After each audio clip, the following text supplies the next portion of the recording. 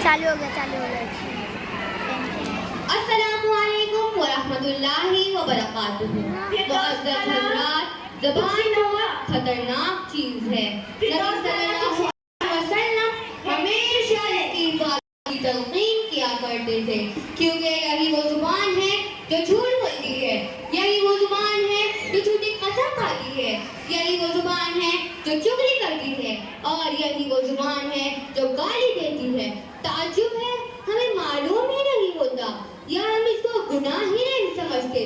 ग़ीबत एक ऐसा गुनाह है जिसमें हर कोई मुलव्विस है, मर्द हो या औरत, जवान हो या बूढ़ा, आलिम हो या जाहिल। इसीलिए आप सब लोगों के सामने ग़ीबत पर एक ड्रामा पेश करने जा रहे हैं। इस ड्रामे के किरदार हैं दाइया रुक़ैया, सास मेहरुन्नी, सास की पड़ोसन सहेली बदरुन्निसा, बहू सुमैया, बहू की पड़ोसन सहेली नजमा। आप सब लोगों से गुजारिश है, इस ड्रामे को गौर से देखें और इस गुनाह से बचने की कोशिश करें, इंशाअल्लाह।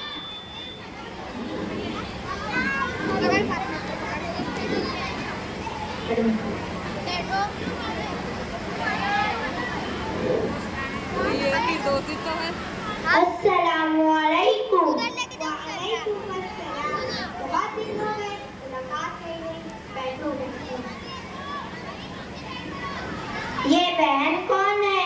मेरी मेहमान बहन है, मुंबई से आई है और दीन के बारे में बहुत अच्छी मालूमात रखती है। अरे मैंने बातों बातों में ही खैरियत ही पूछना भूल गई।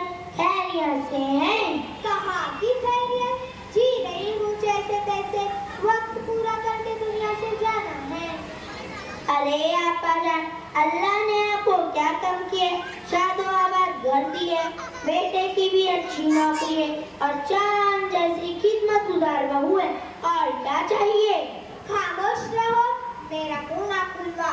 कैसा बेटा कैसी बहू, इनको तो बूढ़े लोगों की ज़रूरतों का एहसास ही नहीं है कि किस हाल में है, तबीयत कैसी है, क्या खा रहे हैं, किसी को फिक्र नहीं। बस हमको अपने लिए बोझ समझते हैं और सोचते हैं जल्द से जल्द कैसे छुटकारा मिलना इनसे। और बहू रानी का तो पूछो न। नवाब साहब की सुबह 9 बजे होती, ना घर की सफाई, ना नाश्ता, ना चाय। ये सारी बातें घर के बड़ों के सिखाने से आती है। लगता है इसे कुछ भी सिखाया नहीं गया। और क्या बताऊं बहन, जब अपने मायके का कोई घर आ जाता है तो उसकी देखभाल में पीछे रहती। जब हमारा कोई आ जाता है न देने के लिए हाथों बढ़ते, न बनाने के लिए पैदा होते, नाटक शुरू हो जाता। कभी सर में दर्द, कभी पेट में दर्द, कभी यहाँ दर्द, कभी वहाँ दर्द। तबीयत ठीक नहीं है, खाने का हाल तो पूछो न। चाय बनाएगी जैसे कहाली की रो, दाल बनाएगी जैसे तालाब का पीला पानी, चावल ऐसे जो खाए पेट में दर्द हो जाए, और हर रोज 2 दिन के बाद मई का याद आ जाता। जाके माँ के पल्लों से बन जाती, आने का नाम नहीं लेती। अरे आपा जान, आपकी बहू इतना सब कुछ करती, आप कुछ बोलती क्यों नहीं? देख बहन, मैं बोलते बोलते तंग आ चुकी हूँ, अब कुछ बोलना मुश्किल हो गया है। कुछ बोले तो हमारे शहजादे के पेशानी पे बाल पड़ने लगते, इसीलिए खून के लिए खामोश रहना पड़ता। अरे बस मैं तो तुम्हें चाय पिलाना ही भूल गई। चलो सिटाट में बैठ के चाय पीते। ये थी सास और सास की पड़ोसन सहेली, दिल खोल कर अपनी बहुओं की गीबत कर रही थी। अल्लाह माफ फरमाए, कितनी बुरी हालत है। चलिए देखते हैं बहुओं को वो अपनी सासों की कैसी तारीफ करती हैं।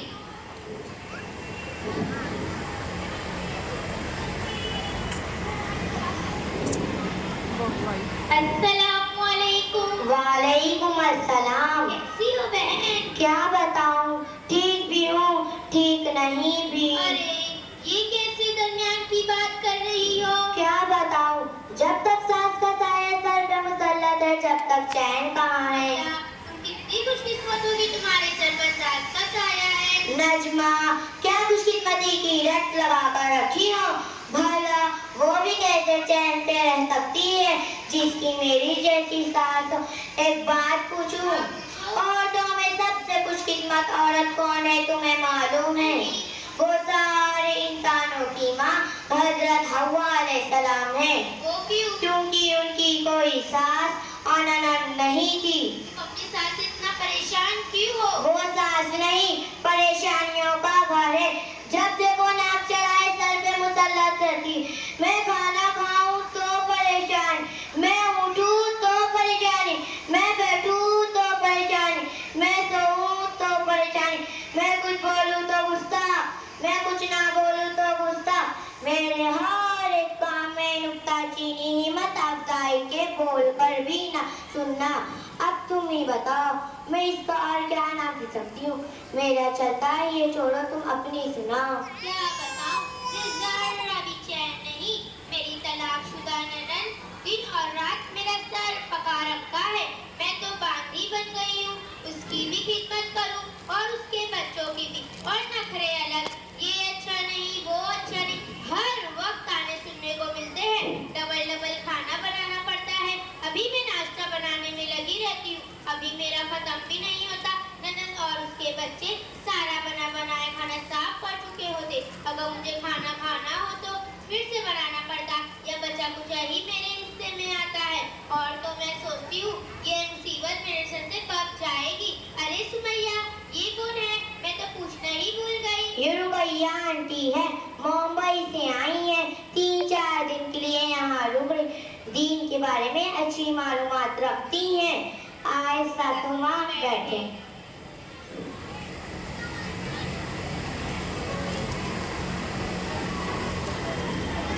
माफ करना आंटी, हमने ध्यान नहीं दिया।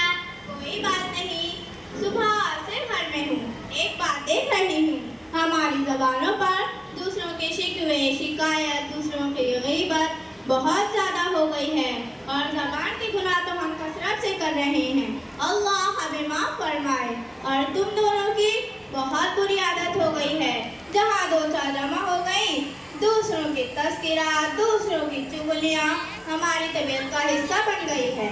महज वक्त गुजारी के लिए हम गीबत करना शुरू कर देते हैं, और इसके नुकसान का जरा भी अंदाजा नहीं। सुबह महरून आपा और उनकी पड़ोसन की बातों पर मैंने गौर किया, और अब तुम लोगों की बातों पर गौर कर रही थी। ये सारी गुफ्तगू गीबत है। गीबत क्यों? हम तो जो हकीकत है वो कह रहे थे, कुछ गलत तो नहीं कहा। अरे मेरी बहनों, सुनो तो सही, गीबत ही कहते हैं जिसकी तुम गीबत कर रही हो उसकी पीठ पीछे बुराई बयान करना। अगर तुम ये कह रही हो जो उसमें नहीं है तो वो बहतान है। दोनों सूरतों में गुनाह लाजिम है। गीबत और बहतान बहुत बड़े गुनाह हैं। गीबत के बारे में कुरान मजीद में कहा गया है, जिसका तर्जुमा है, और क्या तुम में से अपने मुर्दा भाई का गोश्त खाना पसंद है, और क्या तुम्हें से भी नहीं आएगी? अल्लाह से डरो। रसूल सल्लल्लाहु अलैहि वसल्लम ने फरमाया, लोगों को नाक के बल या मुंह के बल जबान की बातें ही गिराएंगी। ये गुनाह देखने में मामूली नजर आता है, पर इसमें लज्जत बहुत है। खुदा ना करे अगर इसकी किसी को लत लग गई तो इसकी आखिरत की बर्बादी में कोई शक नहीं। हमारी आखिरत क्यों खराब होएगी? क्योंकि जब हम किसी के पीठ पीछे बुराई करेंगे तो कयामत के दिन हमारी नेकियां उसे दे दी जाएगी जिसकी हमने गीबत की थी, और हमारे नामाए अमाल से नेकियां खाली हो जाएंगी। फिर भी अगर उसका हक बाकी रहा तो उसके गुनाह हम पर लाद दिए जाएंगे। अरे मेरी प्यारी बहन, मुझे तुम्हारी गुफ्तगू सुनकर एहसास हुआ कि मैं इतनी बड़ी गलती में मुब्तला थी, और इतने बड़े गुनाह को जुबान का छुटकारा, वक्त गुजारी और टाइम पास का जरिया समझती थी। मैं वादा करती हूँ आइंदा से किसी के पीठ बुराई नहीं करूँगी और जुबान के सारे गुनाह छोड़ूंगी। सबसे पहले अल्लाह से तौबा करो, फिर उससे माफी मांगो जिसकी आपने गीबत की थी। रुकैया आंटी, अल्लाह आपको जज़ाए खैर दे। आपने तो हमारी आँख पे लगी पट्टी खोल, हमें तो मालूम ही नहीं था कि ये भी एक गुनाह है। हम वादा करते हैं आइंदा से हम किसी की पीठ पीछे बुराई नहीं करेंगे। हमें एहसास हुआ, सासू माँ हमें माफ कर दीजिए, हमने आपकी पीठ पीछे बहुत सी बुराइयाँ की हैं। कोई